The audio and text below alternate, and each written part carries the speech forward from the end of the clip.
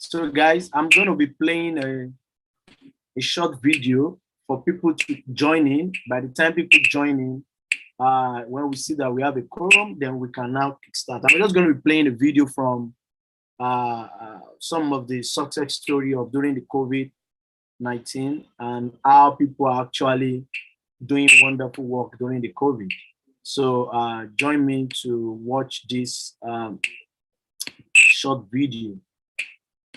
Can you see the video, right? So guys, I'm going to be playing a short video for people to join in. By the time people join in, when we see that we have a quorum, then we can now start. I'm just going to be playing a video from awareness about coronavirus. Hi, I'm David from PDPD Refugee Settlement in Yoyo 2. For months now, awareness campaigns have been created by various NGOs like World Vision here in the settlement. These include posters, radio messages, and public address systems. I miss so much in school. I miss lessons. I miss friends. I miss sports. And this is how coronavirus have affected us.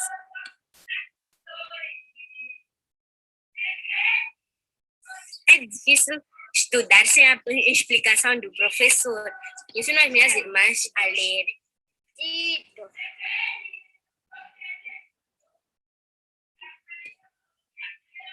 L'ambiance bala del cabo. Ya la puerta de la menos. Me para la traba. Comme il le faisait chaque fois.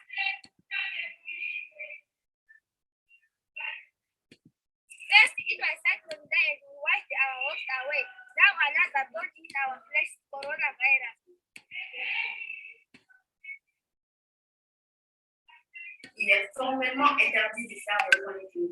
Je dis bien, en cas d'épouser, on doit se laisser une distance. Some of the success story of during the COVID-19 and how people. Hi, I'm David from PDPD Settlement. For months now, home awareness campaigns have been created by various NGOs like World Vision here in the settlement. This includes posters, radio messages, and public address systems. From all forms of child abuse during this COVID-19 pandemic. I miss so much in school.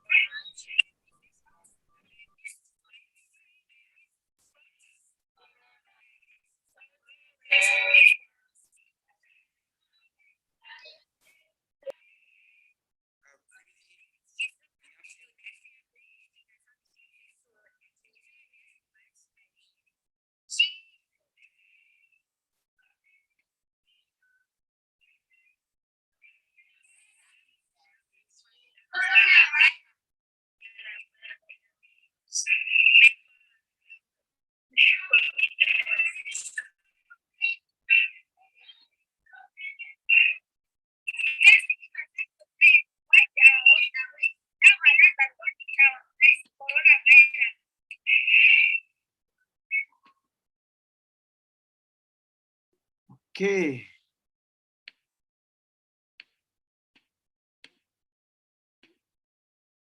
Hi, everyone. Hello. Hello. Yeah, great. Thank you for joining us today.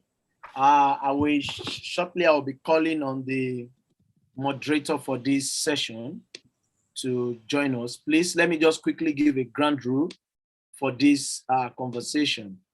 Please try as much as possible to mute your mic. Try as much as possible to make sure that you don't, disturb the conversation. Let your mic be mute all the time, as well as your video, if it is possible. You're having low internet, make your video also mute your video. So I'm very happy that we are having this today, and we are having great and fantastic people on this platform from the East African country that will be talking to us today. I just want to quickly give a ground rule so that we all have this with us. Please, like I said, do not put your mic, mute your mic. Let your video also mute your video as well. Please, please, please let it be so. And your video as well, let it go off. If it is possible, if you don't have a strong internet, mute your video so that we can listen to the wonderful young people from the Eastern African country that is doing this fantastic work during the COVID and post-COVID. And now they want to share their innovations and things they have been doing across the globe. So please, I'm begging you guys, please, as much as possible, try to mute your mic so that we can have a strong conversation today. So thank you for, I will be calling on the national coordinator to give his opening remark very soon. I think with that, if you have any questions, just drop them down into the question box, and our moderators will be reading this to you all. So try as much as possible to drop your question. You can see the Q&A box. So there's a chat box. You can drop it down there. You can do your introduction also in the chat box. We'll not be able to introduce everybody, do an introduction for everybody, but drop your introduction, your about yourself in the chat box. Let people see and let people know where you are calling from. So with that, I think I'm going to call on the that's our housekeeping rule. Please and please, so that we will not kick you out from the conversation, so that we'll be able to make sure that we have everybody in check. So I'll be handing over to the national coordinator, which is named Kasim Gausu Toure, is going to be giving us the opening remark. Thank you. Thank you very much, Olumide. Can you hear me? Just to be sure. Yes, I can hear you. Move on. Okay, all right. Thank you very much, Olumide, and good morning, good afternoon, and good evening to all our participants, depending on where you are joining us from across the world. Again, my name is Kasim Gausu Toure. Currently the executive coordinator of the African Youth Initiative on Climate Change. I am very excited to welcome all of you to this very important webinar, where we will be talking about the perspectives of young people on the post-COVID-19 recovery plans.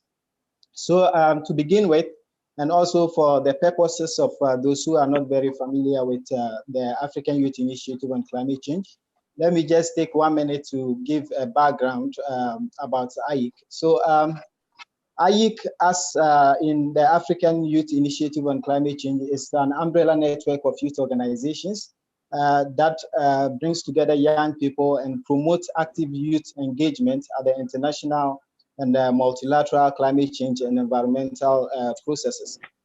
We were established actually in 2006 in Nairobi, Kenya, And since then, we have grown to become the largest youth network with about 45 chapters, and also with membership of about 2,000 across the continent. So our work, as you may know, spans across various thematic areas. We work within the renewable energy sector, ecological restoration, climate smart agriculture, water and sanitation. So quite a number of work are being done by our members at the national level.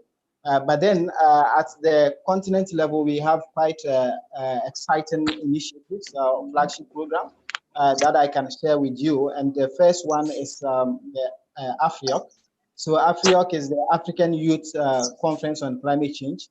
This is an initiative that brings together young people from across the continent to network, to share ideas and also exchange knowledge on their work across the continent. So AFRIOC was the first one we held was in 2015 in Victoria Falls in Zimbabwe. We've held the second AFRIOC in Nairobi, and then the third one was in Abuja, Nigeria. So this platform, like I mentioned, brings together young people to share knowledge, ideas, and exchange contacts and collaborate on various actions or activities. But what is most important about AFRIOC is that it also provides us an opportunity to mobilize African youth voices ahead of the United Nations Climate Change Conferences, which is held annually. These conferences are called COPs, Conference of Parties. So basically, the AFRIOC provides us with an opportunity to make sure that young people across the continent, our voices are not left out at the international climate change negotiation processes. Again, we have achieved all these activities together with what we do at the national level through support from various organizations, including the United Nations Economic Commission for Africa, UNECA, who has supported us on some of the AFRIOCs that we have organized. We have also had strategic partnerships with other stakeholders, including the Pan-African Climate Justice Alliance, PACJA. They are a very close organization that we work with at the continent level. It is in the same spirit of partnership and support that we are having this activity, which includes this webinar that we are going to we are having today with support from the Open Society Initiative for East Africa. So basically, this support we are receiving from OSEA is to actually build the capacities of young people, or their resilience as well, and also promote active consideration of the plight and then the issues young people are facing in their government or national government post-COVID-19 recovery plans. So we have had a series of activities so far. One of them is a workshop that we organized in the 5 project countries: Kenya, Tanzania, Ethiopia, Sudan, and also Uganda. So these activities, for instance, the youth boot camp provided. There is a feedback. So there is. So the youth camp actually provided opportunity for young people to learn digital skills on how they can take advantage of the growing online marketing opportunities. But besides that one, we have a series of other activities, including the Twitch chats that we organized last week. I believe some of you would have followed that Twitch chat, and it was put purposely for young people to express the sentiments, the challenges they have faced so far with regards to COVID-19, and also to a large extent the impact of climate change.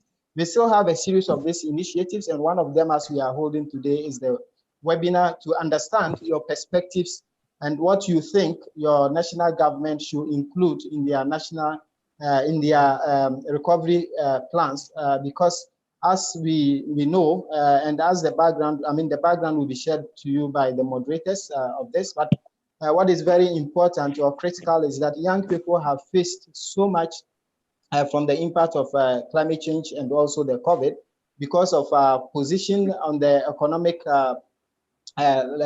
economic structure, because many of the young people are not normally provided with or economic opportunities and also social opportunities. So the issue of COVID has really had a much impact on young people. So the purpose of this project, and to a large extent the purpose of this event, is for us to share our perspectives on how we think should be taken, or what we think should be taken into consideration by our national government in their post-COVID-19 recovery plans or agenda. Some other exciting activities that we will be having also includes workshops, and we are going to hold national workshops on climate change.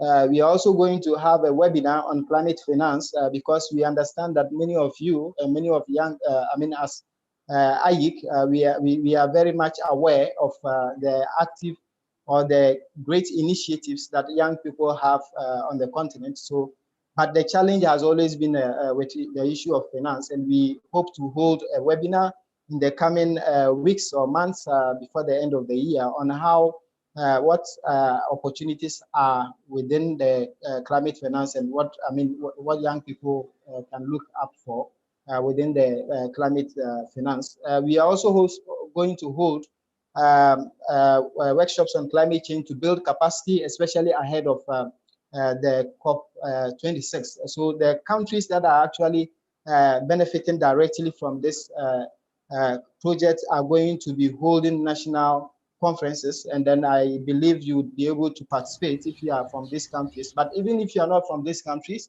the IEC is also hoping to host another AFRIOC, which is the African Youth Conference on Climate Change, ahead of COP26.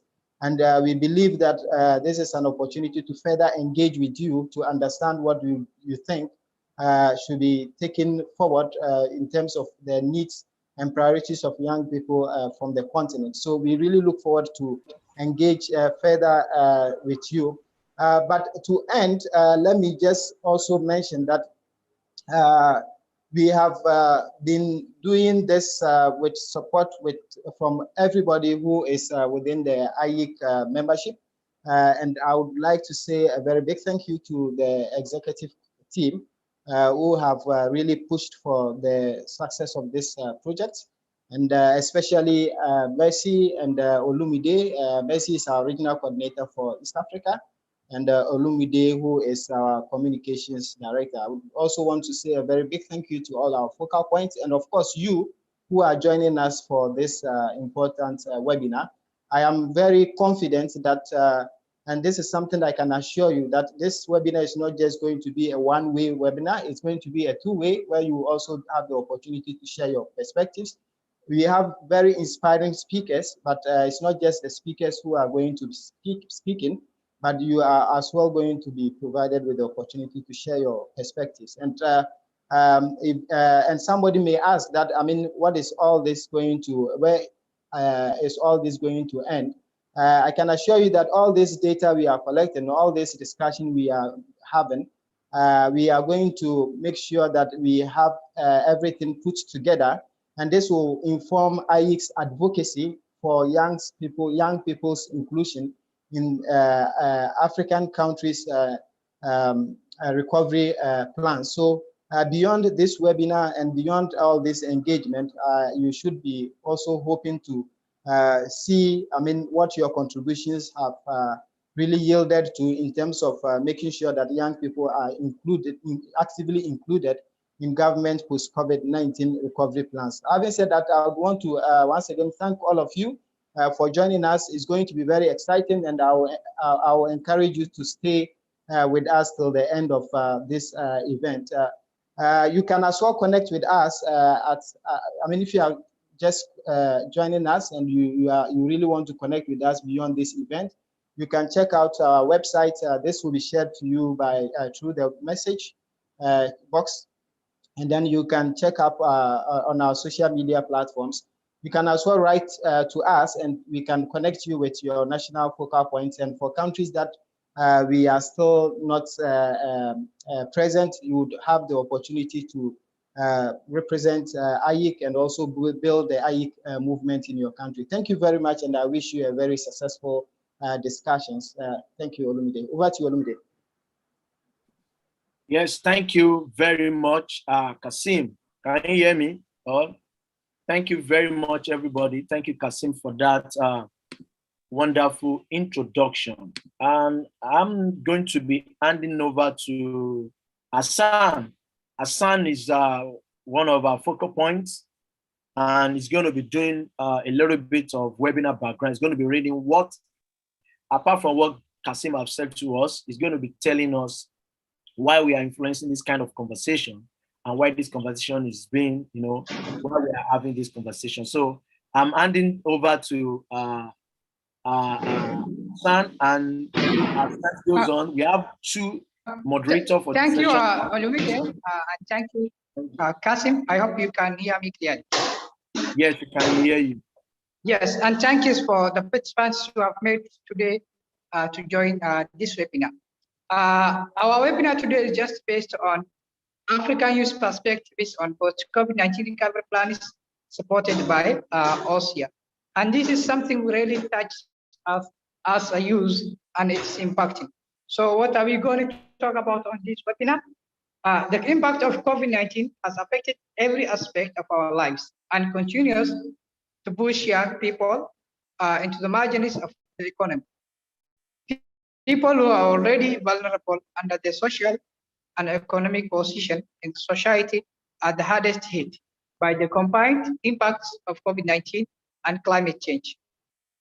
In Africa, the ongoing challenge of the social and economic integration of young people has made the situation of this demographic group more vulnerable to the COVID-19 crisis. COVID-19 recovery measures therefore provide great potential for countries to address systematic challenge that confront young people. To achieve this, it's important to document stories of young people on how they have been affected, like you, by the combined impacts of climate change and COVID-19, and their expectations from the government's green recovery plans. As you know, many of you have been affected. Either you have lost your jobs as youth, or you have lost your activities in curriculum education, or you have lost to visiting your loved people. All these things are what is impacting. So what are we trying to do today?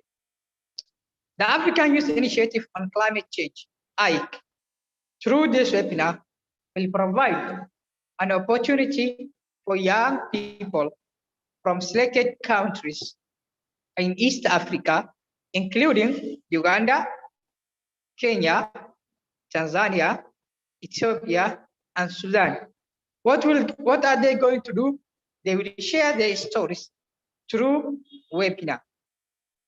The webinar will inform AIC's position on the youth perspectives on the post-19 recovery plans in East Africa, and will serve as the basis for our advocacy for youth-responsive green recovery measures from government in the region. They will answer questions such as what they are doing, how their lives have been impacted, how they are contributing to combat COVID-19, what supports they need for replication, and expectations from the future.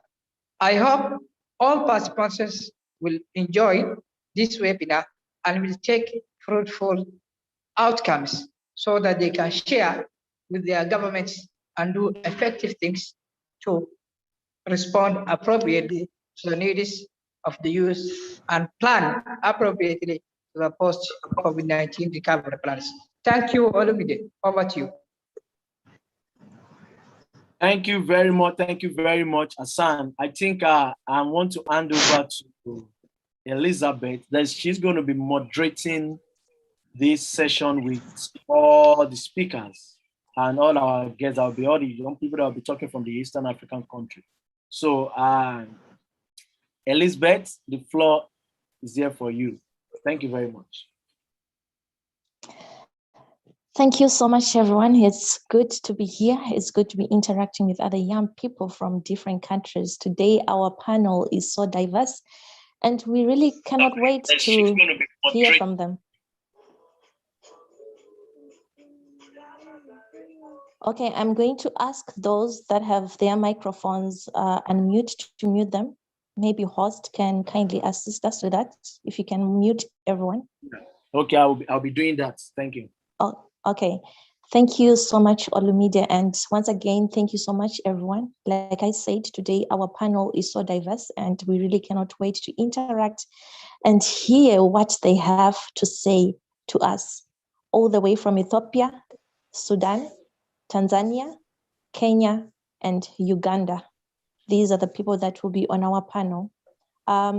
If you guys can just unmute yourself and say hi to the participants, or just to know that you're there. Albert from Ethiopia, if you're there, we want to welcome you on this panel.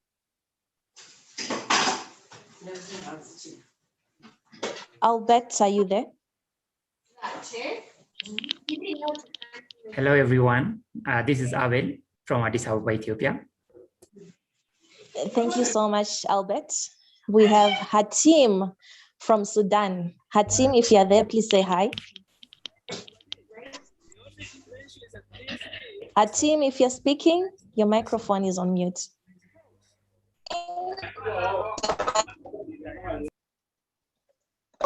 Okay, thank you so much. I think we are having a bit of a technical glitch, but I think that can be solved as we proceed. We have Zuhura from Tanzania. Apologies if I might have pronounced this in the wrong way, but if you're there, please, can you say hi? Hi, everyone. My name is Zura Ahmad from Tanzania, and I'm so happy to be part of this. Thank you. Over to you, Elizabeth. Thank you so much. It's always a good moment to hear also a female speaking on the panel. We really need a lot of females to be, filling up the spaces. We have Omil from Kenya. If you're there, please say hi. Hello, guys. Yeah, Innocent Cox is my name, and I'm happy to be here. Thank you so much, Innocent. Thank you. Then we have also a representative from Uganda. I'm just praying that I'll be able to translate this and pronounce this name in a way that is not so offending. Businye, if you're there, please say hi and just let us know how we should pronounce your name as well, if you're there. Okay, thank you so much for this opportunity. My name is Businje Nuruddin. I'm from Uganda, and I'm so much and glad to be here. Yeah. Thank you so much, Businje. I hope I got this one right. So without wasting much of your time, we are going to start with you, Businje, before I forget how to pronounce your name. Maybe if you can tell us about yourself and what you do.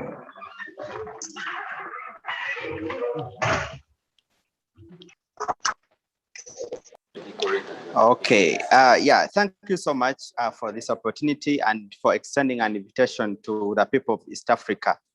My name is Businje Nuruddin. I come from Uganda, and I am the Executive Director for Smart Youth Network Initiative. Now, Smart Youth Network Initiative is a youth-led organization that support communities, that support community transformation. We do this through human capital development, and we are focusing on skills development. We also support community transformation through smart agriculture actions and smart climate actions. We also work around human rights, where we majorly focus on digital rights. And I am so much happy to share with the young people in East Africa on our views on how we can really influence government in the post-COVID-19 recovery plans. Thank you so much. Thank you so much, Businje. I'm sure the young people cannot wait to hear what you have to share with them. Innocent, please, can you please tell us about yourself and what you do? Hello, guys. Thank you, and I'm happy to be here. My name is Innocent Decox, as you said. First, I'm an environmental planner, and I'm under the African Youth Initiative on Climate Change Kenya chapter as the Partnerships and Networking Coordinator. As had been shared earlier, here we try to build the capacity of young individuals across the country on how they can find spaces of engagement in climate change adaptation and mitigation. Just trying to help them understand how through their skills and expertise they can be able to influence different positions on matters of climate change within the country. On the side, I'm also a business development officer in a company that deals in clean energy technologies called Faith Energy Saving Engineering Works, where we prioritize cooking technologies that optimize energy and also prioritize environmental sustainability. So these are among the issues that I'll be able to share today. Thank you. Thank you so much, Innocent. I'm sure we would also want to hear how you have been affected as a green entrepreneur by the global pandemic COVID-19. Then moving on to Tanzania, Zuhura, please, can you please shed more light about yourself and your initiatives? Okay, thank you for this opportunity. Again, my name is Zura Ahmad and I am from Tanzania, a volunteer of Tanzanian Youth Biodiversity Network, as well as Earth Day Orgy. And also a storyteller. I have written my story, which is about become a volunteer for Planet Earth. And this is to inspire young people to become a volunteer for the Planet Earth. And also I do art to inspire conservation. Yeah, thank you. Thank you so much. Thank you so much. We need a lot of art when it comes to climate change communication. This is the way young people can actually relate to what we are doing and also the global pandemic of COVID-19. Next, we want to hear from Sudan. Hatim, please tell us about yourself and your initiatives.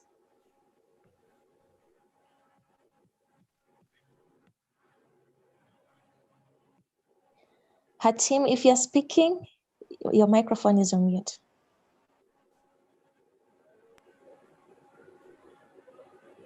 Oh, this is Hatim Noor, 26 years old.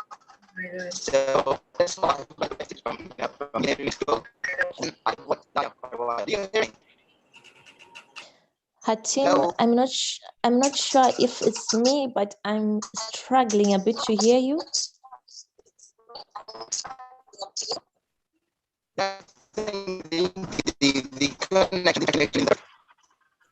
Yeah, this is Hatim Noor, 26 years old. I graduated from engineering school, and yeah, but I love to do my own businesses. Yeah, I'm really curious about business. Hatim, we are really struggling to hear you.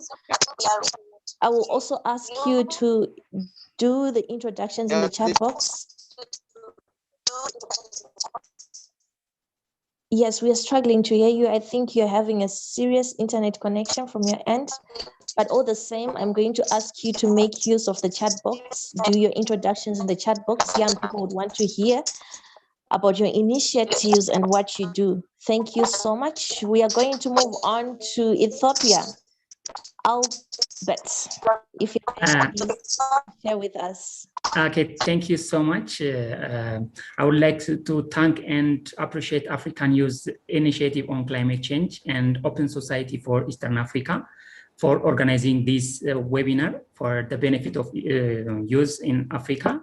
I am Abel Haile Georgis from Addis Ababa, Ethiopia. I'm a founder and lead engineer of Bamboo Labs.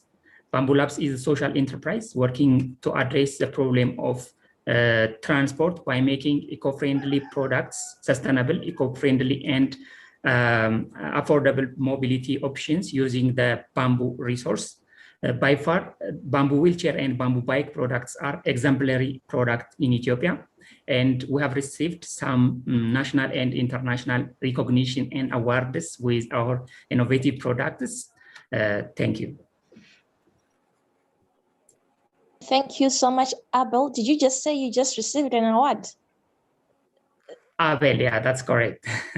Congratulations. While you're still on, while you're still talking to us, maybe if you can tell us in your words, how are young people impacted by the impacts of COVID-19 and climate change pandemic in your country? Thank you so much. In my hometown in Ethiopia, Ethiopia is a country where young people accounts more than 70% of the total population. Of the total population of 110 million people, 41% are under the age of 15, and more than 28% are aged between 15 to 29. And the global COVID-19 pandemic is it's unpredicted also. There is much to be learned from this pandemic and to be done in response. Now in the future and individual and in the community, societal, global level. So when I come to your question, as youth in my hometown in Ethiopia, there is high level of inflation. So due to this, high unemployment is also happened, and low foreign exchanges reserves significant pressure on the external rates in the economy, in Ethiopian economy. So these are some of the impacts that's been affected me and other youth in Ethiopia. Thank you. Thank you so much, Albert. Thank you so much for that great intervention. We are going to move back to Hatim. Hatim, I would ask you maybe to remove your video so that we can actually hear you. It's better to hear you than to see you if you are having internet challenges. If you can tell us how young people from your country have been affected by the combined effects of COVID-19 and climate change. Hatim, if you're there. Hatim, if you're trying to speak, your microphone is on mute.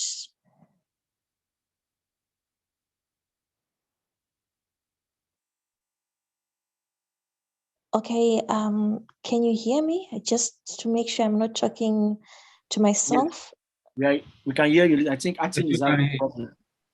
Oh, okay. I'm sure we are going to continue to try to connect with our team. We really need to hear how young people from Sudan have been affected by COVID-19 and climate change. But we are going to move on to Tanzania. Zura, please, can you explain to us how young people from your country have been affected by the combined effects of climate change and COVID-19? Okay, Elizabeth, thank you for this opportunity. Young people from TZ have been impacted by the combined impacts of climate change and COVID-19 in so many ways.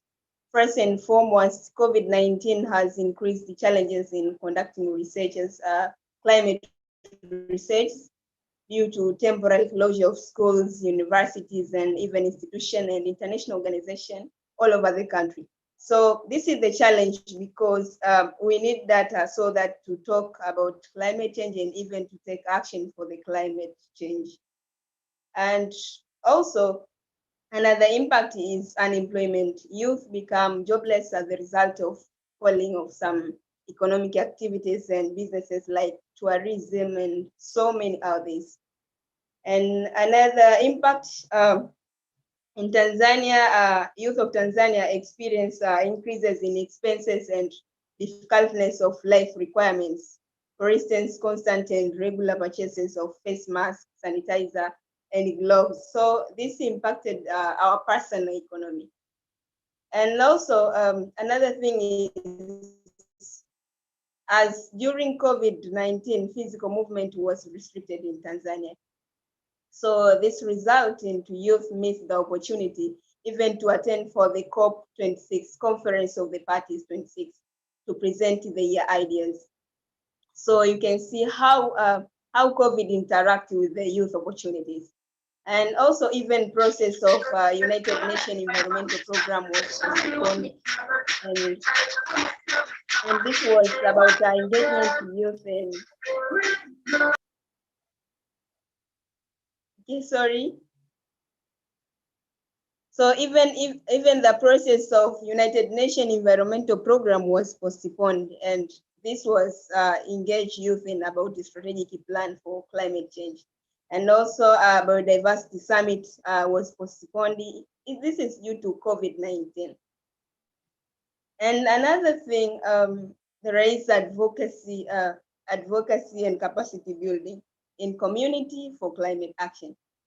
This advocacy and capacity building was decreased due to COVID-19, and most of youth were stopped to volunteer physically to bring advocacy to the community due to restriction movement and socialization.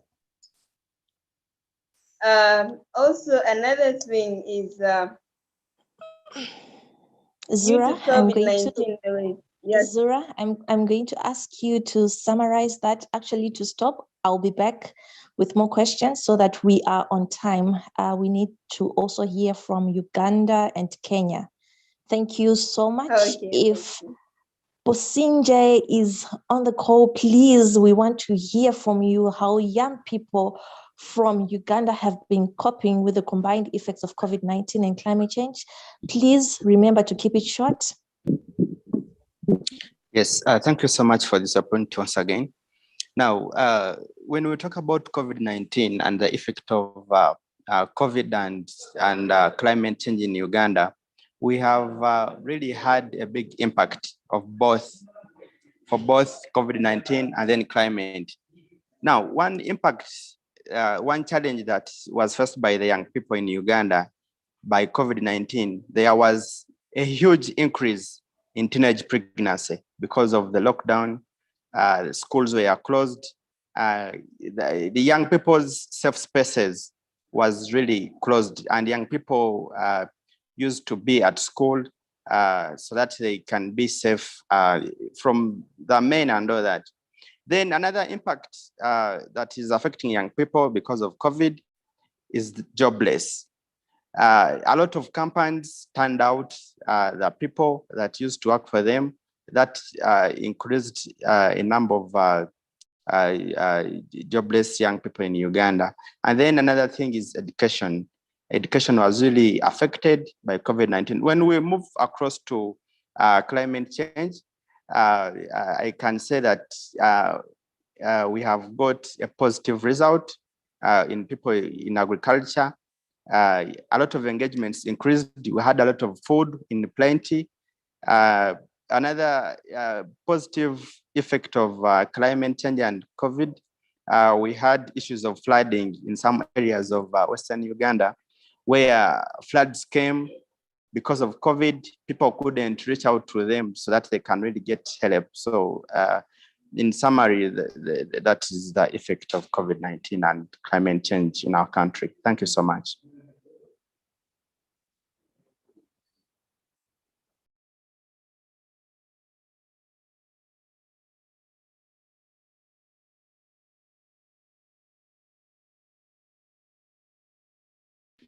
Okay, thank you.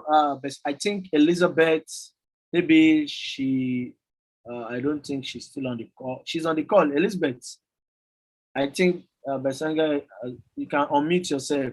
I think your mic is muted. Unmute yourself. Sorry, Olumide, are you saying Omil is not on the call? Yes, your mic was unmuted. Your mic was muted, so we're not hearing. Okay. Thank you so much. You know, this technology, we are still trying to adjust. If Omil is on the call, please, can you share with us the effects, the combined effects of climate change or COVID-19 in your country? Hello, thank you, Elizabeth. And I'm happy to have this platform. You hear me? Just as my colleagues have said, the youth demographic in the African continent and even in across most of the other countries globally is projected to be really high, meaning we'll be having a lot of young people as a major part of the population demographics in countries.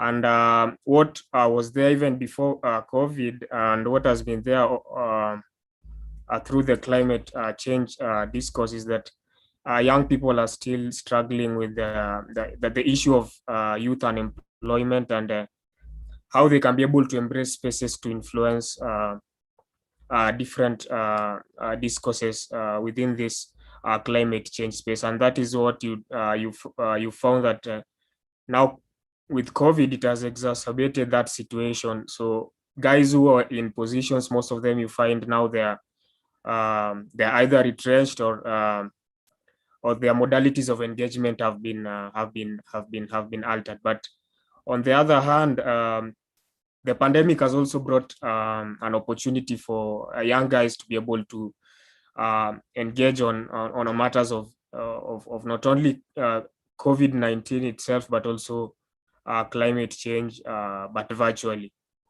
So you'd find you're able to share your advocacy issues online. You're able to collaborate across the continent without having to move a single step.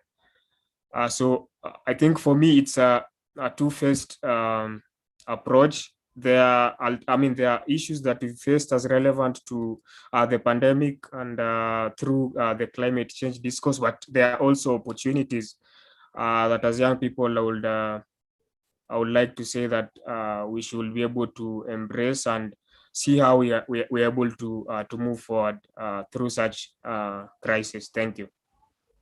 Thank you so much, Innocent, for that contribution. We move back to Albert. Please, I'm going to ask you guys to try and summarize your response so that we are just right on track. Albert, do you think there is any significant contribution from young people in your country who have been fighting against COVID-19? Thank you, Elizabeth. Yes, of course, as I told you, from 1.6 to 2.4 million jobs are estimated that they lost the employment. So industrial parks total shutdown that leads to a reduce of employment. The youth working on the flower industry are the most affected one. And also during and also immediate after the outbreak, many types of additional and hazardous wastes are being generated, including infected masks, gloves, and other protective equipments. So, for example, just to tell you how Bamboo Labs have launched to increase the resilience against COVID-19.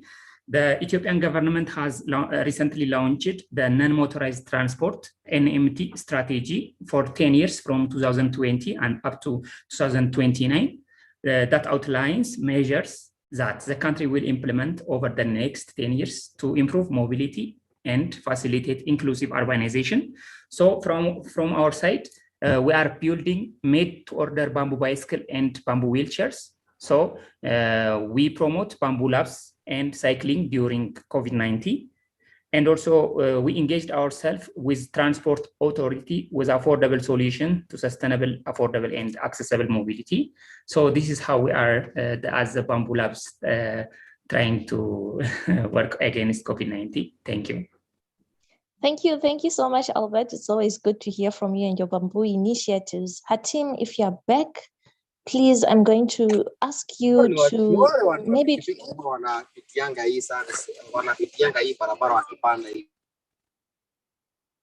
Thank you so much. Hatim, if you're back, please. Yes, I am back. Yes, I am. Yes. Maybe if you can share with us significant contributions that young people from your country have been doing since in fighting COVID-19. Yeah, okay. So this is Hatinur. Okay, so the beginning of the quarantine, I was telling myself nobody's getting something this year. But until I have read something amazing about the English naturalist, Charles Darwin, once he said, it is not the strongest of the species that survive, nor the most intelligent, but rather the one most adaptable to change. So I said to myself, okay, I'm going to adapt changes. And, during the pandemic time, we were suffering from a bread crunch, a very, a bread crunch here in my country, Sudan. You may go to the bakery, you may stay for hours in order to get your everyday spread and all that. And bread, that is something that we depend on it a lot.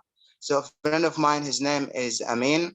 He told me that why don't we just try to help those people, to get their bread without needing to get outside their houses.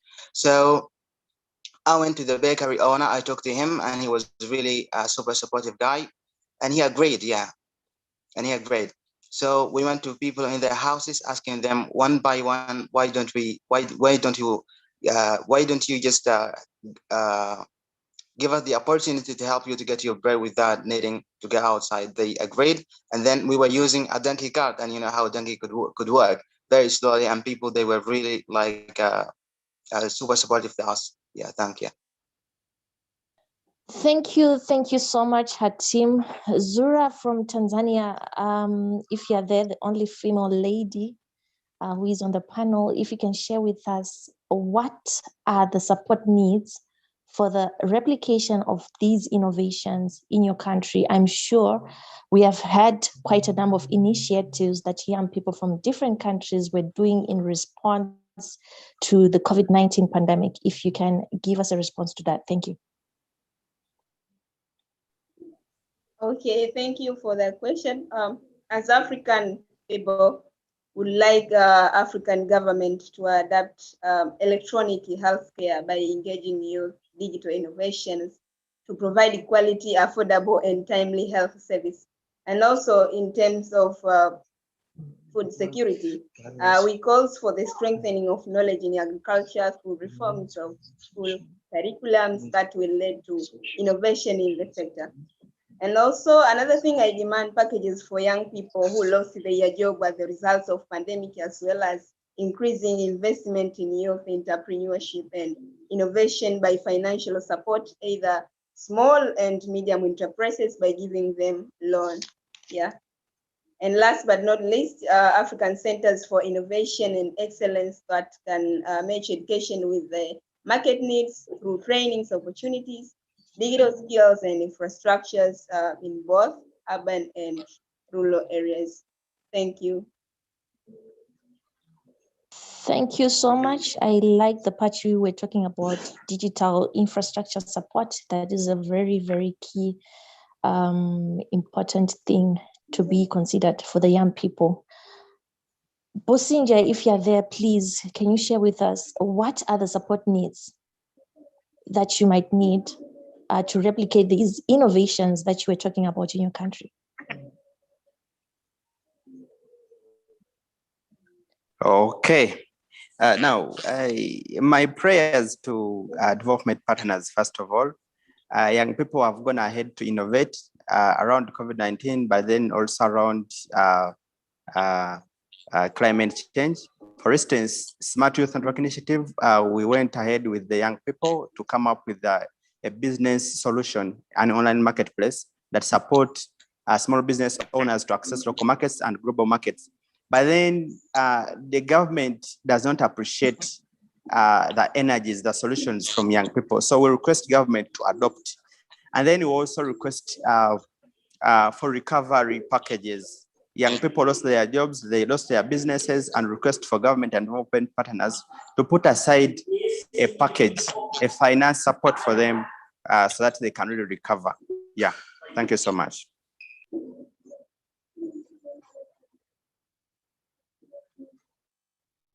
Thank you so much for that great contribution. Maybe before again we lose Hatim, before we lose him, we just want to make sure that we capture your comments as well.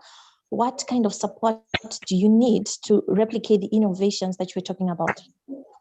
Okay, so first of all, you need to know my problem first.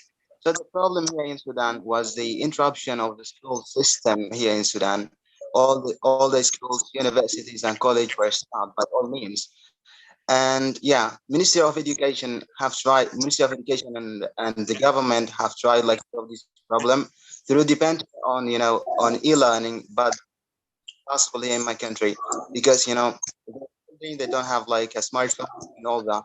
Their family, they're not, they don't have like that money to afford buying new phones and this kind of thing. Even they have tried like to apply it in in universities, but unfortunately, once the government announced that the quarantine, so the student travel to suburbs to spend the quarantine time with their families. So in suburbs, we don't have like we don't have the city, and we try to get that truth, of course. What? Okay, I think we are having some background interruptions, but we are only left with a few minutes, and I would love to hear from Innocent. Innocent, are you there? Yeah, thank you, Innocent? Elizabeth. Yeah, what I would like to say is relevant to that question is that we are facing two crises, which is the COVID-19 pandemic and also the negative impacts of climate change. And what we would agree is that in such crises, resources are very much strained. So what can young people have so that we ensure that going forward, even if you are to face such crisis, we are resilient? And that is the approach that the company that I'm part of is embracing, in that we're embracing setting up clean energy technologies for institutions so that they can not only be able to optimize the energy they are using to provide cooking services, but then they're also able to prioritize the health of the environment. So for instance, in my country, last year, I think sometime in May, the government had about $5 million provided for a project called the Greening Kenya Initiative. That in itself is not bad, but then you see, if you look at it, we need to complement forestation and reforestation projects with support for youth-led SMEs that provide technologies that are relevant to reduction of carbon from our systems. So I feel, I feel that is the approach we need to embrace. And thank you for the time, Elizabeth. Thank you so much. Albert, if you're there, in just a few minutes, I want you to, just a few minutes, please, if you can elaborate, what are your expectations from your government in the post-COVID-19 recovery plans?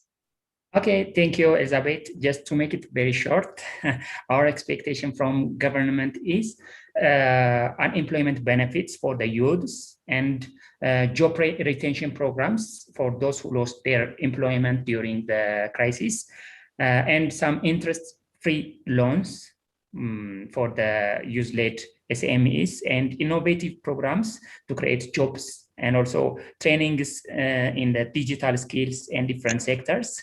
So thank you, Zavid. Thank you, Hatim. The same question in a few minutes. Okay, so the government have to observe the health status early, and they need to invest in it to improve it by following WHO guidelines to limit the spread of the virus. Okay, to ask investors and traders to support, the health sector. Supporting public health spending by all means. Change the behavior of individuals by telling them how serious the situation is. Facilitate access of medical supplies to all in need. If post-COVID-19, we accept that education has changed forever and digital education has become the norm, then we should also work hard to make access to these kind of things. Yeah. That's all. Thank you so much. Thank you so much, Hatim. Zura, the only lady in the house, please. It's your time. Okay, thank you for this again.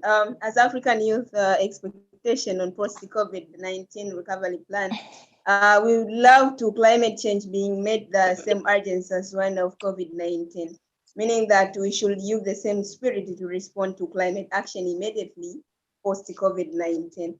And also, I think the most important thing for the Africa to use this crisis as the learning point and rethink our relationship with nature. Yeah, because COVID teaches us how to use individual choices to tackle global disasters. And also, innovation and initiatives should be launched to increase resilience for the post-COVID-19.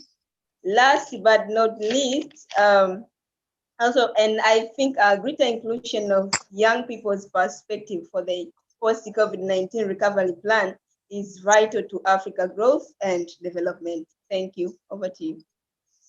Thank you so much, Omil. Innocent, if you're there. Yeah, thank you, Elizabeth. I think mine are just two.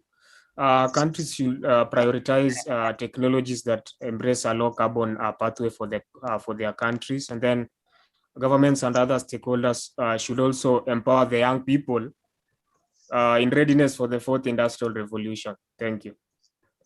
Thank you so much. Thank you so much. All the way from Uganda, Businje. Yes, yeah, thank you so much. What I would request government to focus more is what we call the green recovery. We see government has a lot of money into supporting businesses, but we want them to really have a policy. If you want to benefit from government support, please show us your report on how you are going to conserve the environment. Then another thing is invest more in the youth, reskill them so that they can really benefit in the available job markets, because there are types of jobs and there are certain skills that are needed, but the young people don't have the skills to take on their jobs. And then another thing is government to invest more. Governments should invest more in technology. Yeah, invest more in the internet, invest more in the access to the internet, but also to the safer internet. Thank you so much. Thank you so much, everyone. This has been a great panel. I'm sure you can all agree we learned a lot, and I'm sure this is going to help decision makers as they are going to be planning. Without much, I'm going to hand it over to Olumide to hand it over to the person who is going to take over from me. Thank you so much. Yeah, thank you, Elizabeth. Thank you very much, Elizabeth. Over to Sam. Thank you, Elizabeth. Thanks for our guest of speakers, and thanks for the participants. Please, I kindly ask you, if you have any questions, just raise your hand for your questions to be answered, or drop your question on the chat box so that I can read to the panelist or the concerned person your questions so that can be answered for the next 5 minutes. Please, if you have any question concerning the panelists and as well as the program, please just raise your hand or drop your questions on the chat box so that I may read both for the panelists or the coordinators. Thank you.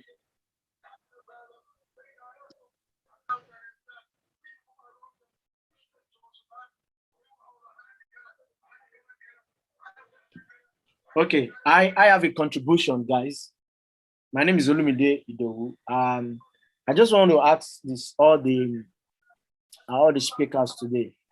I'm very happy to say that they are all doing fantastic work, and the kind of opportunity they've opened themselves to have given them those platforms to actually create innovations that can make African youth or East African youth to start seeing the change they want to see. And somebody mentioned the issue of green recovery. I don't know whether the person, I think it's from Tanzania or Uganda, that mentioned something about around green recovery. I want to know what are your key requests, because green recovery is something that is very broad.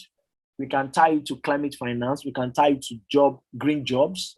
Can you give us a very concrete, call to action on the aspect of what you are looking at when you talk about green recovery?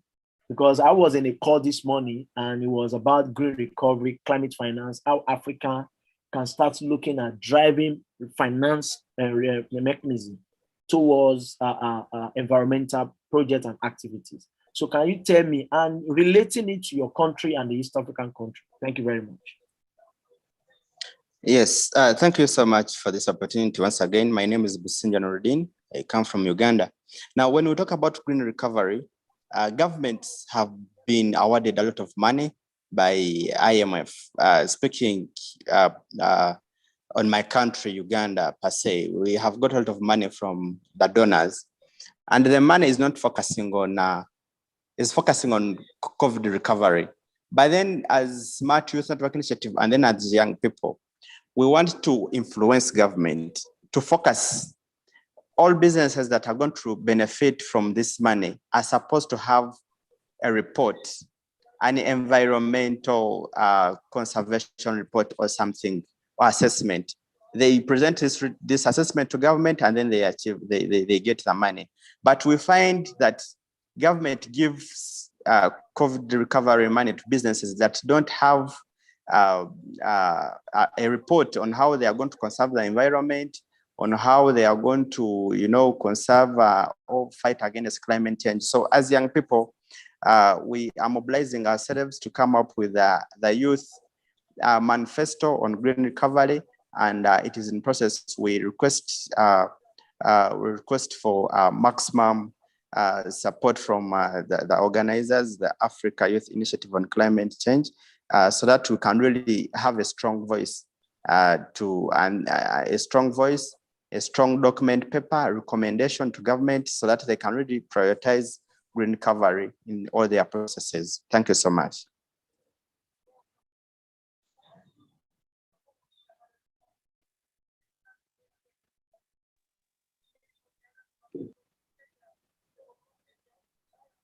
Hassan, is Hassan there? Yeah, thank you so much. We do not see much questions from the chat box, but we have comments. What is the practical steps you should take? This is a question. What is the practical steps you should take to influence the implementation of post-COVID-19 recovery plan?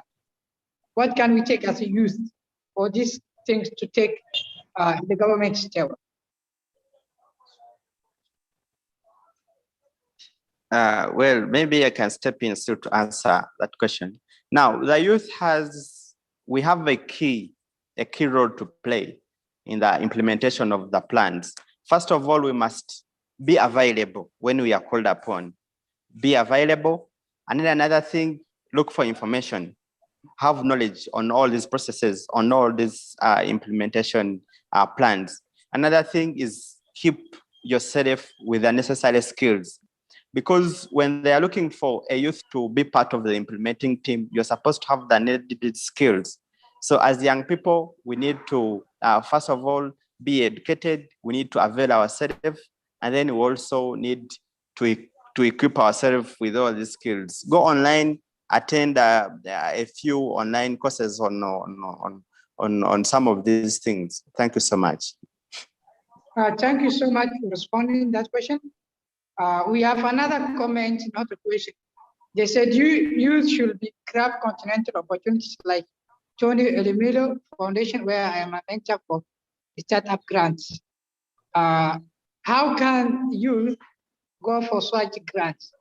Do they need for special skills to take for these steps to get for such grants, or do they need for other initiatives or other organizations like I to boost them in order to access for these grants? Maybe I give the only female panelist to take over this comment.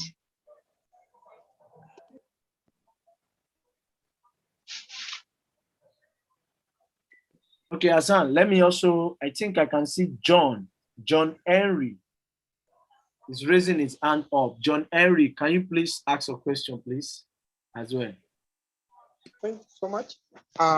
Thank you for having this platform, especially during this time that most of our activities, which are normally physical, we've been forced to move or to get alternative means. But is it really assisting much? Yes, in terms of creation awareness, but not really in terms of things that are happening on the ground. I had one of the panelists saying that the governments are not taking youth in. I do not think that is so. They could be, but maybe the speed at which they consume or they implement some of these innovative ideas could be the issue because of one thing or another. So I think let's also own our governments. We are the ones who elect them. And let it not be like a fight between the government and us, the environmentalists. We do need them. They do need us. So whichever little thing that they do with our innovation, I think we need to also acknowledge that, though we also emphasize that they can do better.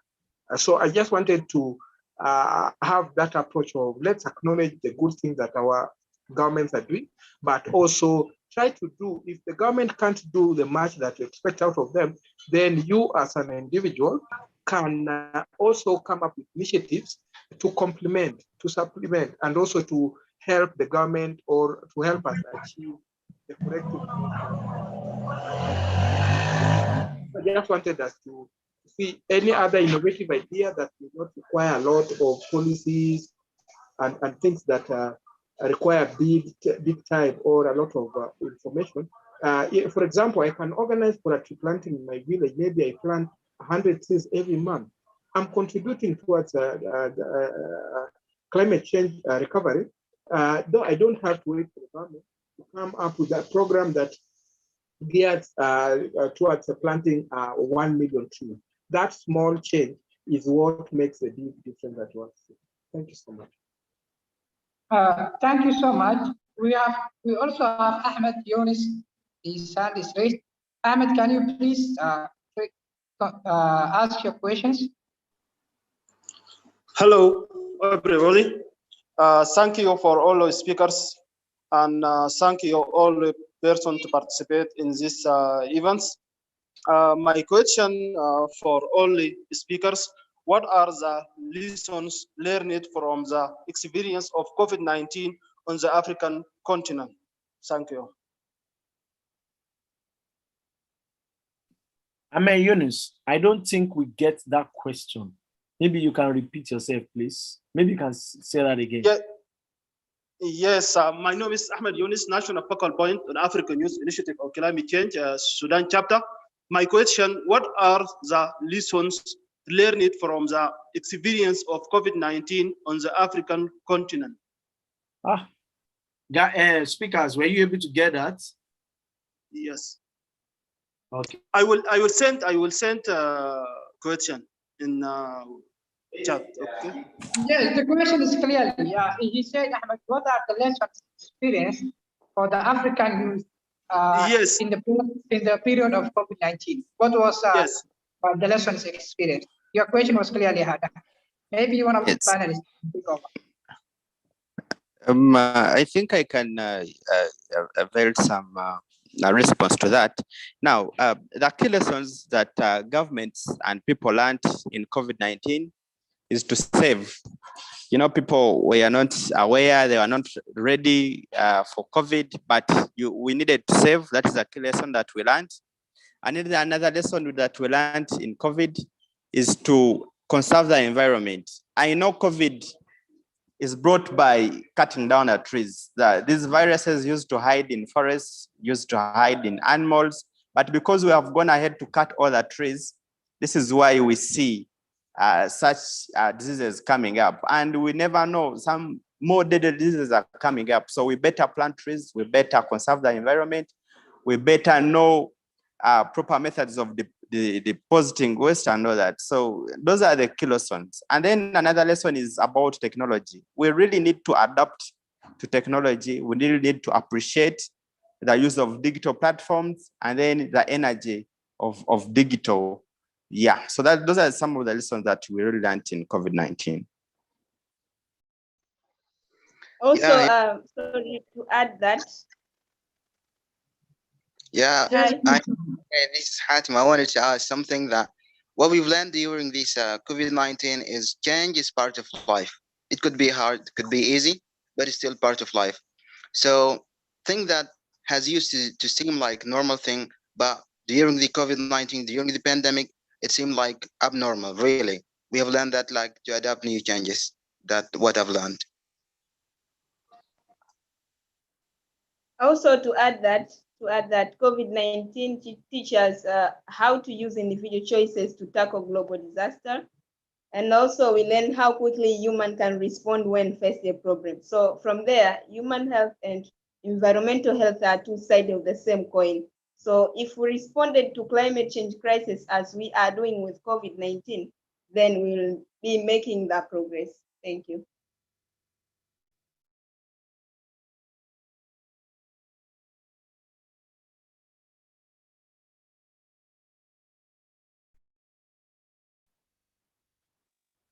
Thank you. Any other question?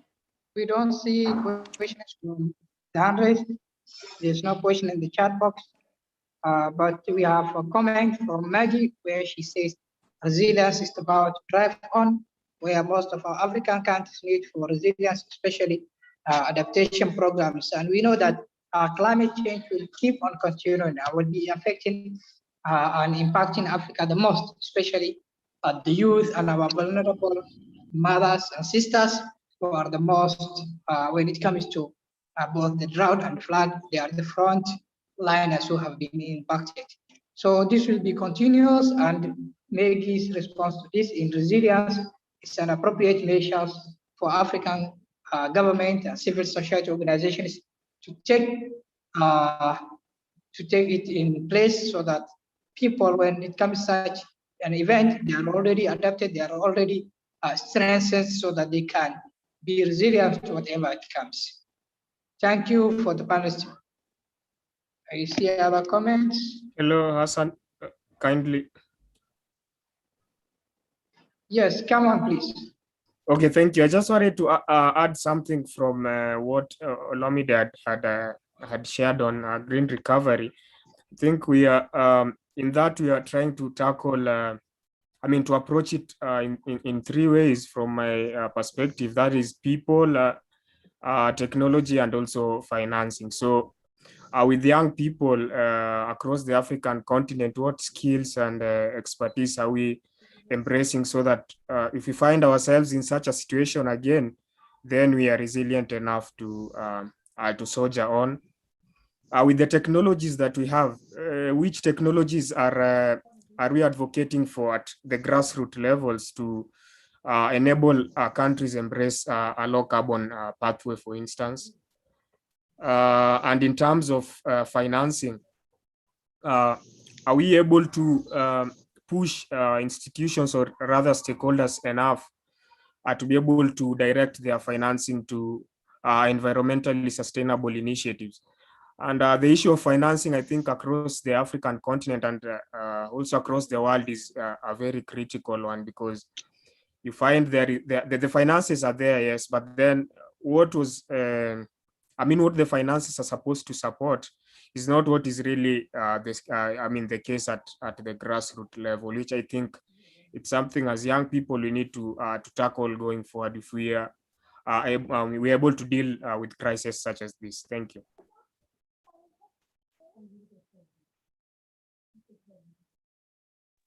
Thank you. There is a question raised from one of our participants. He said that we are facing the second crisis of COVID-19, and we are in the second year of it. What's our next step? What should be taken up? Maybe one of panelists can take over and respond to this question. What is our next step?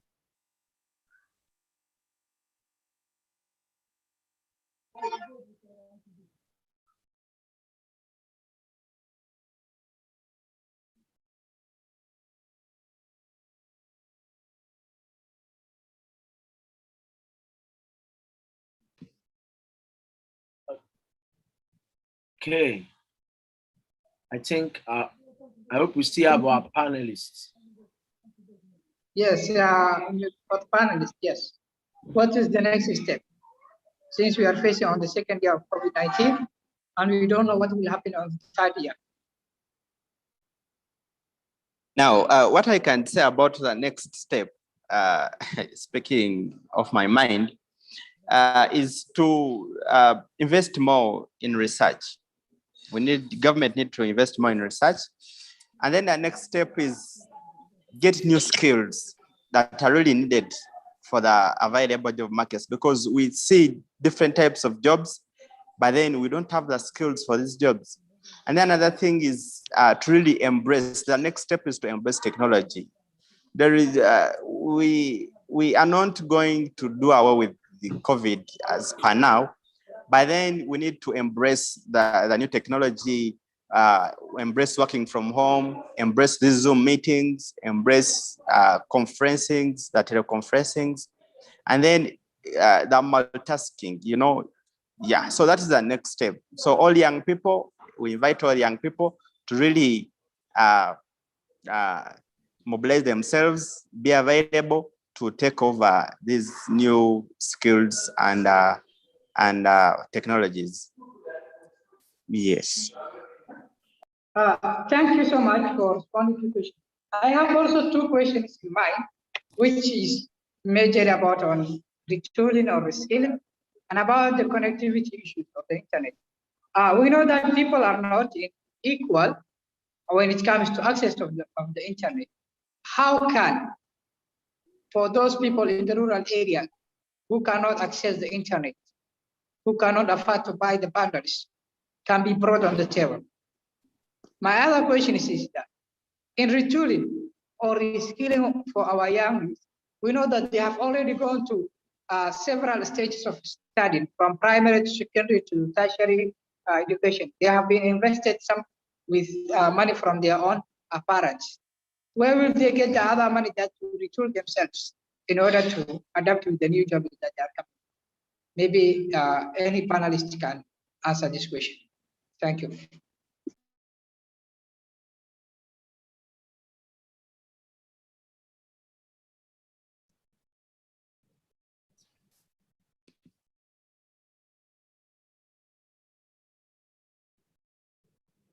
Okay, as we are waiting for the panel to respond to that question, let me also ask this question that has been bothering me. And my question will go straight to the only lady on this, as a speaker.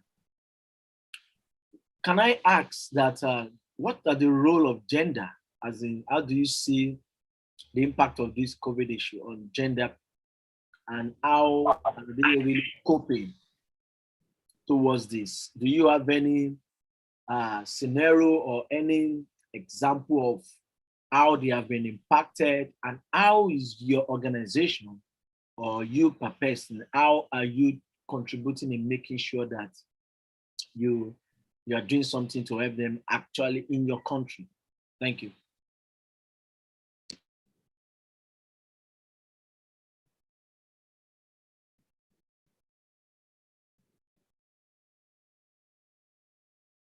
Sorry, do we still have the only lady on the team? Hello. Hi, let me answer the first question, which is how can we, and I think it's about how can we reach the rural area in terms of education, and because they have no access for education. So the answer is, I would like the African government to adapt the electronic learning healthcare. No, I would like African government to adapt electronic learning system by engaging youth digital innovation to provide even quality and timely education services for those who are in rural areas. So we should adapt on this, and we should work on this. And you can repeat the question number 2. I think it was based on gender. Okay, the second question was on gender. How are you handling that aspect of gender during the COVID, as we are moving to the going through the second wave? How have you been managing to empower and work with gender, or the women especially that actually vulnerable? What have you been doing, and what do you think should be the role of the civil society, the young people, and the government? Okay, on my side, sorry, on my side, I didn't think that gender has restricted me to do something or to take action for the COVID-19. I was and I participated in so many things for the in order to take action for the COVID-19. So I don't think that gender restricted me to do anything that concerning COVID-19 recovery plan.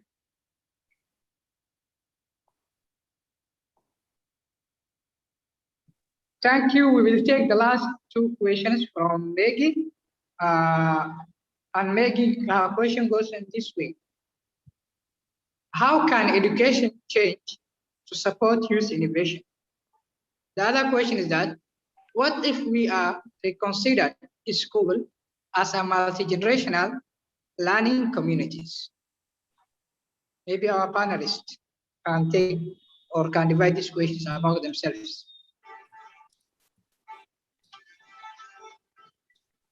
Can you repeat it? Sorry.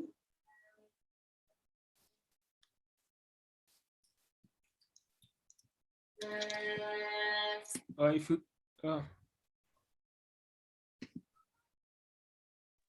You are unmuted. You are mute. You are unmuted. So please unmute.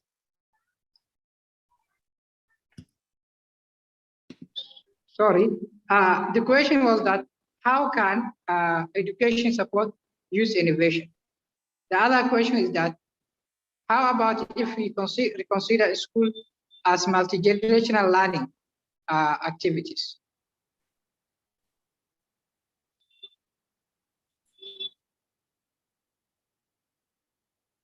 I hope you have responded to the question on how can education support innovation. Okay.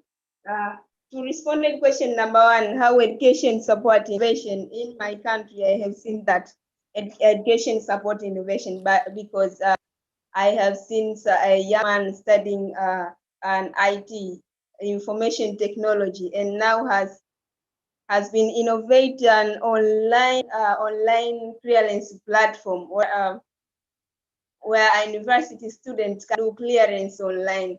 So that is the innovation that he had from the education level. So that's how I can share that how we can support innovation.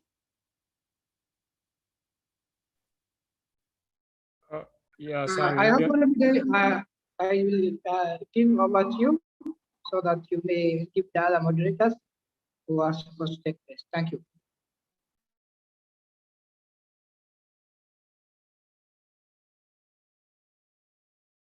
Okay, thank you very much, Hassan. I think let me first of all give Busenga from I think from Uganda, right? Or Tanzania. Let me first of all give you the chance. I think you want to respond to something. Then we can now go for the final close.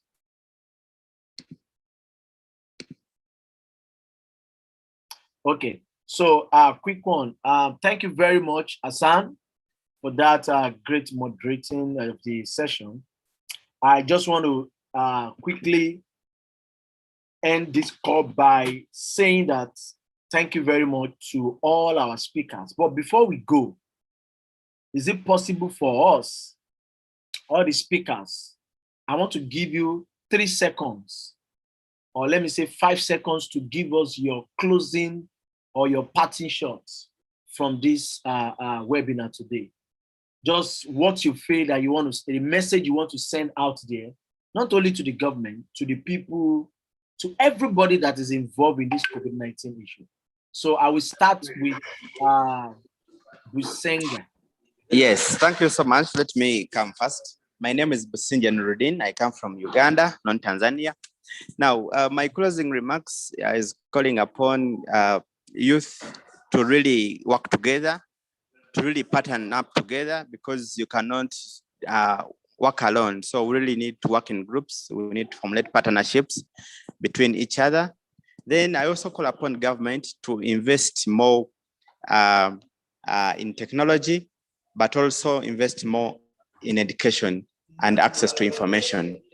I want to appreciate the teams at Africa Youth Initiative on Climate Change for organizing this.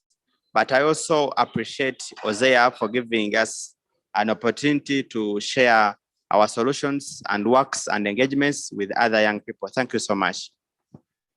Thank you very much from Uganda. I'm right now, right? Then let me go straight to Sudan to give us his own closing remark. Thank you. Do we have Sudan on the call? Okay, let's move to Kenya. Yeah, Sudan is here. Oh, Sudan is here. Okay, Sudan, let's have you. So first of all, I want to thank you all for giving me this great opportunity to talk about, COVID-19 and its effect on young people, especially. So even though my internet connection wasn't that perfect, but African government and the people here in Africa, they need to support, the e-learning, because we don't have it here in Africa, and then we have to invest in it so that people could, that those young people could get benefit from it. So thank you very much. Thank you very much, my brother from Sudan. That was great. Let's go to Kenya. Yeah, thank you guys for the opportunity. Mine is just a call to the young people to embrace the skills and expertise that they have to innovate for environmental sustainability. And let us work towards building our resilience going forward. Thank you. Thank you, Innocent. Thank you very much, and keep doing the great work you are doing. Let's us go to Ethiopia. Do we still have Ethiopia on the call?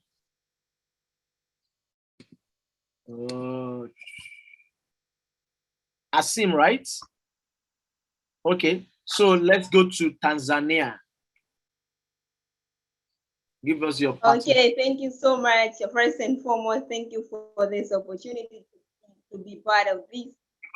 I learned a lot from this webinar, and also as African youth, we need to be more creative and innovative as we see the current issue now. So another thing, I think we need to include more youth perspectives for the post-COVID recovery plan. Yeah, thank you for that. Thank you to be part of this. Thank you, Zura. Thank you very much for giving yourself available to speak with us and share what you are doing from your country, Tanzania. Thank you so much for that.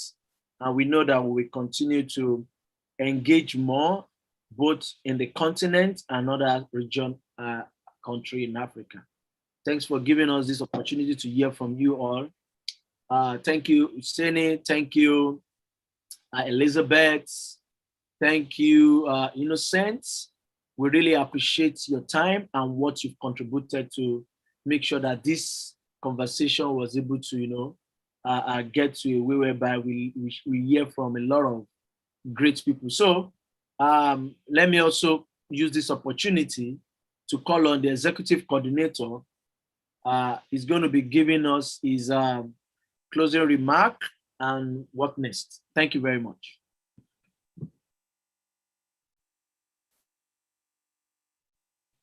Kasim, you have the floor. Yes, I hope you can hear me, Olumide.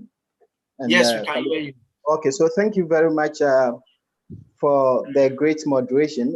First of all, let me just highlight some of the key points that came out from these discussions. I think it's been very great discussions. There are quite a lot of things that I have learned personally from our resource persons, our speakers, during their discussions. And I would want to just highlight a few of the points or takeaways that I have picked. I think from Ethiopia, we've heard about the Bamboo Bicycle Initiative, which seeks to address not just the issues of mobility, but more importantly, the issues of climate change by reducing emissions from people moving with cars and all that. So this is really great, and I think it's something that can be replicated in other parts of the continent, So definitely we would reach out to you, Abel, once again, so that we can look forward to how we can work with you to replicate this initiative in other places. I've also learned from Nurindin about a very interesting revelation about the pregnancy increase among adolescent girls during the COVID situation. I think this is not just peculiar to Uganda, but I think largely most of the African countries have experienced this. In Ghana, I also heard it in the news that within that period, there was quite a lot of teenage pregnancy. So it's something that is, I mean, negative, that has had quite a negative impact on our young people, and it's really worth highlighting that. Thank you for that. Again, Nurindin, you mentioned and highlighted the importance of technology, and it's not just you, but I think most of the panelists in this discussion have highlighted the need for government to invest in technology because, I mean, the COVID situation has showed us that we cannot, I mean, we cannot continue to do ways, I mean, to do the same things that we have done in the past, because when the schools were shut down elsewhere, I mean, schools were still, I mean, teachers were still engaging students because they have very strong and infrastructure in terms of technology and access to internet. We've heard from Kenya about the positives and negatives, and I think it's worth also highlighting the positive opportunities that COVID has brought to us. For instance, in terms of reducing our emissions, things that we couldn't have done, but thanks to COVID and thanks to the adjustment or adaptation, we have been able to have online meetings to reduce our emissions and all that. So these are quite interesting stuff to hear. And again, it's not just about COVID. I think climate change as well also presents a lot of opportunities for young people. And it's for us to also go out there to identify these opportunities and take advantage of those opportunities. So thanks, Omil, for this great insight. Again, we heard from her team, and I think your initiative is very interesting and it's worth highlighting in my closing remarks about your bread initiatives, because during the lockdowns, people were not allowed to move out and all that. So you came up with an initiative to go from doorstep to doorstep to get bread for people to continue to live, because beyond COVID, we should have life and we should breathe. So thanks for that initiative. And all these initiatives are very initiatives that we would definitely look forward to engage you further to understand how you were able to do that, the challenges, and how we can see to how we can ensure that some of these initiatives are replicated in other parts of the continent. Having said that, I would want to once again thank all of you. Again, sorry, before I even, and Tanzania, Zuhura, I think your perspectives were also really great. You mentioned about the investment, the need to invest and also provide stimulus packages for youth initiatives because the COVID has had serious impact, especially for young people who are entrepreneurs. Their businesses have collapsed, and you're highlighting the fact that the government have to provide stimulus packages, investment for these young people who have had their businesses impacted. Is really great, and I would want to also thank you for that. But on that note, I would want to thank all of you for all these interesting perspectives that you've shared with us in this webinar. The way forward is that, as I mentioned earlier, you would still, we will definitely come back to you to get more details, because beyond this webinar, we hope to really get a document out there detailing out clearly what we think the impact of COVID has had on us, and also what we expect from our national government in terms of their post-COVID-19 recovery plans. So definitely we would come back to you on that. Again, I would want to also say a very big thank you to all our participants. For those who have had the opportunity to ask questions, that was great. We don't seem to have so much time to continue the discussion. But if you still have any questions that you would want to share with us or ask our participants, please feel free to reach out to us through our email address. Olumide, our communication lead, will share the email on the chat box with all of us. So please feel free to follow us, to follow up on us. And again, I mean, beyond even this webinar, we have a series, as I mentioned earlier, we have a series of initiatives that we would want to undertake, especially in the lead up to COP26. And we would want all of you to follow us up through your national focal point. And for those who are coming from countries who don't seem to know your focal point, please reach out to us. We can connect you with your national focal point so that you can engage at the national level and also have the opportunity to benefit from the numerous, the series of initiatives that we have from now till the end of the year. Having said that, we have a membership form for those of you who would want to also join us as, if you are an organization, you belong to a youth-led NGO organization or a network, and you'd want to join the IEC movement, you would want to be added to our database and receive emails and updates from us. Please feel free to also check on our website. We have our membership form there, so you can easily add your details, and you will be added to our database. But on that note, let me say again, let me also thank my colleagues, Elizabeth and Hassan, for the great moderation. That was really great with the moderation. I also want to thank Olumide for the technical support. It was really great, and also all our colleagues who are not, who perhaps may not have participated actively in terms of speaking on this webinar. All our national focal points and all the members of the executive team at IE. On that note, thank you, and then I wish you a very great day. Ramadan Mubarak to all our Muslims colleagues who are joining us. Definitely, we would meet again very soon. Thank you. Yeah, thank you very much, Kasim. I hope everybody you've heard from our executive coordinator. He has given you more data. I've dropped all the information you need in the chat box. Please try to reach out to us and let us work together. Like one of the speakers said, what we need now is that young people, we need to collaborate. We need to build together.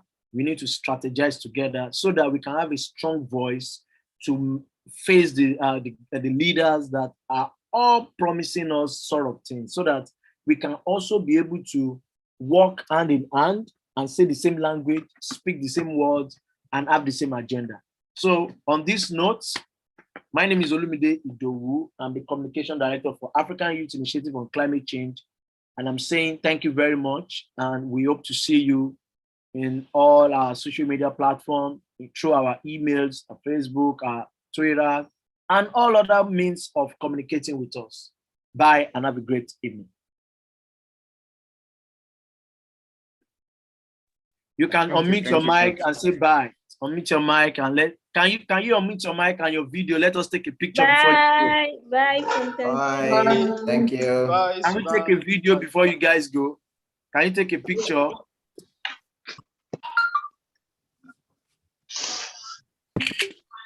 Yes, I can see everybody. Put on your video. Let's take some pictures.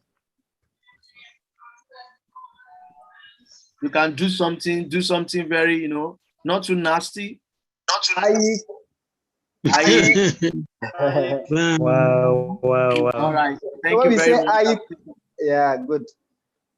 Okay, all right. Thank you, guys. Bye. Bye. Bye. Au revoir. Bye. Bye-bye. Bye-bye. Bye-bye.